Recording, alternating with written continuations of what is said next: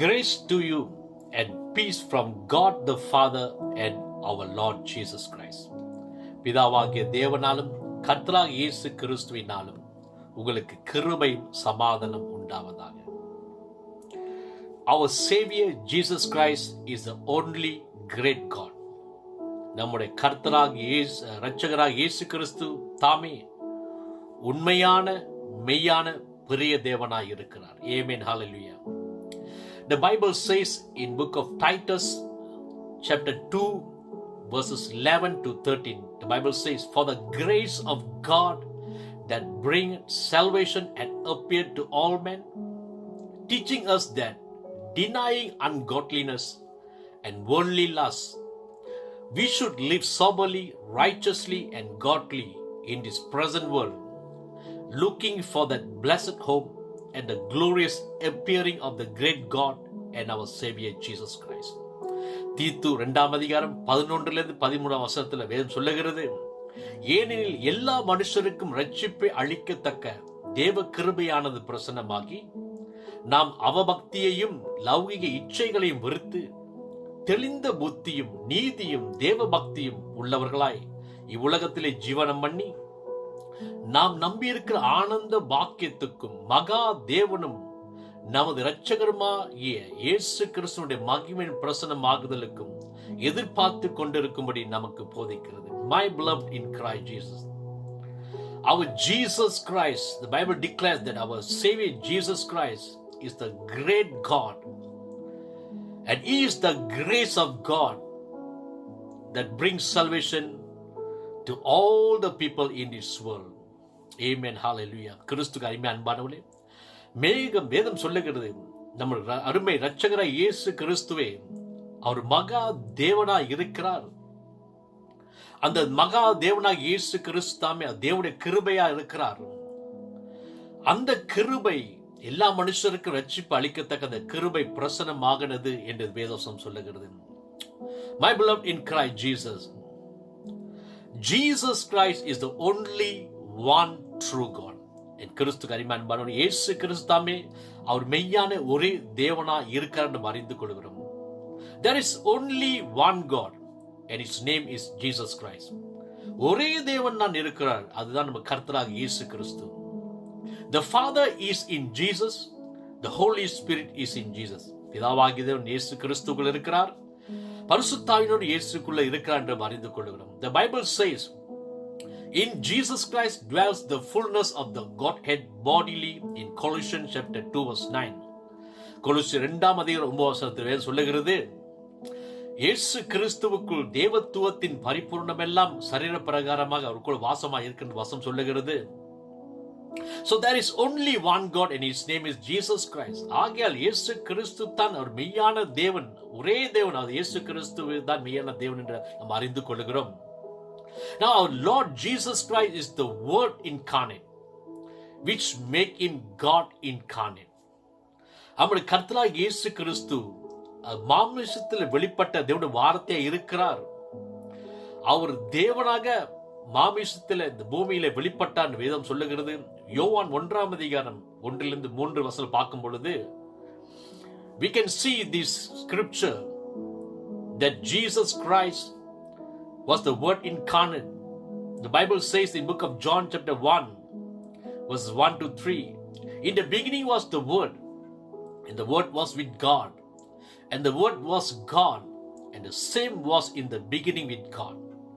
All things were made by Him, and without Him was not anything made that was made. யோவான் 1ஆம் அதிகாரம் 1-3 வசனம் சொல்லுகிறது, ஆதியிலே வார்த்தை இருந்தது, அந்த வார்த்தை தேவனிடத்தில் இருந்தது, அந்த வார்த்தை தேவனாக இருந்தது, அவர் ஆதியிலே தேவனோடு இருந்தார், சகலமும் அவர் மூலமாய் உண்டாயிற்று, உண்டானதொன்றும் அவராலே எல்லாமல் உண்டாகவில்லை என்று சொல்லுகிறது. My beloved in Christ Jesus, this word which was in the beginning is the Lord Jesus Christ. And did Lord Jesus, the word Christ, it was with God, and the word was God. The Bible clearly declared the word Jesus Christ, who came in the flesh. He is the only true God. And all things were made by Him, and without Him was nothing made that was made. சொல்லுகிறது, இயேசு கிறிஸ்துவே அவரு தேவனுடைய வார்த்தையா இருக்கிறார். தேவனிடத்திலிருந்த வார்த்தையா இருக்கிறார். மற்றும் அவர் அந்த வார்த்தை தேவனாகவே இருக்கிறது வசனம் சொல்லுகிறது. இந்த வார்த்தையாகிய தேவன் மாமிசத்தில் வெளிப்பட்ட தேவனாகிய அந்த வார்த்தை இயேசு கிறிஸ்து எல்லாமே அவர் மூலமாய் உண்டாயிற்று. உண்டானதொன்றும் அவராலே எல்லாம் உண்டாகவில்லை என்று சொல்லி மிக தெளிவாக சொல்லுகிறது. And John chapter 1 verse 14 the Bible says, and the word which is Jesus Christ was made flesh and dwelt among us, and we beheld his glory, the glory as of the only begotten of the Father, full of grace and truth. யோவான் 1:14 சொல்லுகிறது, அந்த வார்த்தையாக இயேசு கிறிஸ்து மாம்சமாகி கிருபையினாலும் சத்தியத்தினாலும் நிறைந்தவராய் நமக்குள்ளே வாசம் பண்ணினார். அவருடைய மகிமை கண்டும் அது பிதாவுக்கு ஒரே பேரானவருடைய மகிமைக்கு ஏற்ற மகிமையாகவே இருந்தது என்று சொல்லுகிறது. My beloved in Christ, that word of God, that Jesus Christ, that God who came in the flesh, he was made flesh. He came as Jesus in the flesh and he dwelt among us. இந்த தேவனுடைய வார்த்தையாக இயேசு கிறிஸ்து மாம்சத்தில் வெளிப்பட்டு நமக்குள்ளே வாசம் பண்ணினார். And that Jesus Christ is full of grace and truth. இந்த கர்த்தராகிய இயேசு கிறிஸ்து முழு கிருபையினாலும் சத்தியத்தால் நிறைந்தவராய் இருக்கிறார் என்று அறிந்து கொள்ளுகிறோம். So in Colossians chapter 1 verses 15 to 20, the Bible clearly describe the deity, the representation, the manifestation, the very expression of the only true God. The Bible says about Jesus in Colossians chapter 1 verses 15 to 20, Jesus is who is the image of the invisible God, the firstborn of every creature. For by him were all things created, that are in heaven, that are in earth, visible and invisible, whether they be thrones or dominions or principalities or powers. All things were created by him and for him. And he is before all things, and by him all things consist. And he is the head of the body, the church, who is the beginning, the firstborn from the dead, that in all things he might have the preeminence. For it pleased the Father that in him should all fullness dwell, and having made peace through the blood of his cross, by him to reconcile all things unto himself. By him, I say, whether there be things in heaven or things in heaven, things in earth or things in heaven. என் கிறிஸ்துக்கு அருமை அன்பானவர்களே, வேதம் மிக தெளிவாய் கர்த்தராகிய இயேசு கிறிஸ்துவினுடைய தேவனுடைய முற்று முழுமையான வெளிப்பாடை குறித்து வேதம் சொல்லுகிறது. கர்த்தராகிய இயேசு தரிசனமான தேவனுடைய தற்சொரூபமாய் இருக்கிறார். இயேசு கிறிஸ்துவாமே பிதாவாகிய தேவனுடைய முற்று முழுமையான வெளிப்பாடா இருக்கிறார், பிரதிபலிப்பா இருக்கிறார். வேதம் சொல்லுகிறது, கொலோசியர் 1:15-20 இயேசு கிறிஸ்து குறித்து சொல்லுகிறது, அவர் அதரிசனமான தேவனுடைய தற்சொரூபமும் சர்வ சிருஷ்டிக்கு முந்தின பேருமானவர். ஏனென்றால் அவருக்குள் சகலமும் சிருஷ்டிக்கப்பட்டது. பரலோகத்தில் உள்ளவைகளும் பூலோகத்தில் உள்ளவைகளுமாய் காணப்படுகிறவைகளும் காணப்படாதவைகளுமான சகல வஸ்துக்களும் சிங்காசனங்களானாலும் கர்த்தத்துவங்களானாலும் துரைத்தனங்களானாலும் அதிகாரங்களானாலும் சகலம் அவரை கொண்டும் அவருக்கென்றும் சிருஷ்டிக்கப்பட்டது. அவர் எல்லாவற்றுக்கும் முந்தினவர், எல்லாம் அவருக்குள் நிலை நிற்கிறது. அவரை சபையாக சரீரத்துக்கு தலையானவர், எல்லாவற்றில் முதல்வராக இருக்கும்படிக்கு அவரே ஆதியும் மரித்தோரிலிருந்து எழுந்த முதல் பேருமானவர். சகல பரிபூர்ணம் அவருக்குள் வாசமாயிருக்கும்.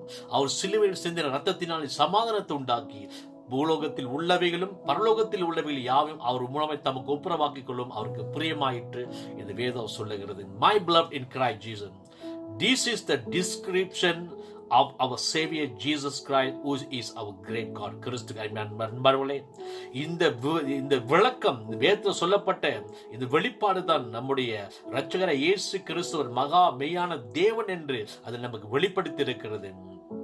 Now you and me who have believed the Lord Jesus Christ and received him as our Lord, now that Jesus, that mighty great God, he lives in us right now in our present life. இனி கர்த்தர் இயேசு கிறிஸ்து இரட்சகரும் ஆண்டவரை ஏற்றுக்கொண்டிருக்கிற நீங்கள் நானும் இந்த மகா பெரிய தேவன் ஆகிய இயேசு கிறிஸ்து இரட்சகராக இயேசு கிறிஸ்து நமக்குள்ளே வாசமாக இருக்கிறார். My beloved in Christ Jesus, we have to believe, you have to believe and accept God's testimony of Jesus Christ. கிறிஸ்து அன்பானவர்களே கேட்டுக்கொண்டு யாராவது சரி, இயேசு கிறிஸ்துவை குறித்து நான் தேவன் கொடுத்த சாட்சியை நீங்க நிச்சயமாக நம்பி ஏற்றுக்கொள்ள வேண்டும். Why is this important? It is because if you don't know who Jesus truly is, you can't serve him or can't live for him. ஏன் இது மிக முக்கியம் என்றால், கர்த்தர் இயேசு கிறிஸ்து உண்மையாக யார் என்று உங்களுக்கு தெரியவில்லை என்றால் அவருக்கு நீங்க சேவை செய்ய முடியாது, அவருக்காக நீ முற்றுமுழுமையாக சரியாய் வாழ முடியாது. Now Jesus Christ, nobody will go to hell today or be condemned because of sin, for Jesus was already condemned for the sins of every man, woman on the face of the earth. Jesus Christ has paid the full penalty for sin. Therefore, the primary reason people will go to hell is for not believing and accepting God's testimony of Jesus, who is and what he came to do. கிறிஸ்துக்கு அன்பானவர்களே, இந்த பூமியில கர்த்தராகிய இயேசு கிறிஸ்து எல்லா மனிதர் குலத்துக்கான பாவத்துக்கு உண்டான விலைக்கரைத்த சிலுவையில் செலுத்தி விட்டார். ஆகியால் கர்த்தர் இயேசு கிறிஸ்து மனித குலத்துக்காக பாவத்துக்காக அவரு ஆக்கினை தீர்க்கப்பட்டார், அவரு அடிக்கப்பட்டு நொறுக்கப்பட்டார், அவரு எல்லாவற்றையும் பாவத்தை ஏற்றுக்கொண்டபடியால் இது யாரும் அவரை விசுவாசிக்கிற யாரும் நரகத்துக்கு போக முடியாது, ஆக்கினைக்குள்ளாக தீர்க்கப்பட முடியாது. நரகத்துக்கு யார் போவார்கள் என்றால், எது நரகத்துக்கு மனிதரை கொண்டு செல்லும் என்றால் கர்த்தர் இயேசு கிறிஸ்து மெய்யானவர் யார் என்று, அவரை நம்ம வாழ்க்கையில் பூமியில் என்ன செய்தார் என்று அதை நம்பி ஏற்றுக்கொள்ளாமல் தான் ஒரு பரலோகத்து அவர் நரகத்துக்கு போகக்கூடிய ஒரு வாய்ப்பா ஆகிவிடும். So we, you and me, and those who are viewing this message, believe that Jesus Christ is the only God. He is the way, the truth and the life. I கேட்டுக்கொண்டு நீ யாவரும் விசுவாசிங்க, நம்பி ஏற்றுக்கொள்ளுங்க. இயேசு கிறிஸ்து மெய்யான இரட்சகராக, மெய்யான தேவன், அவரே வழியும் சத்தியமும் ஜீவனமா இருக்கார். May God bless you. கர்த்தர் உங்களை ஆசீர்வதிப்பார். Amen. Amen.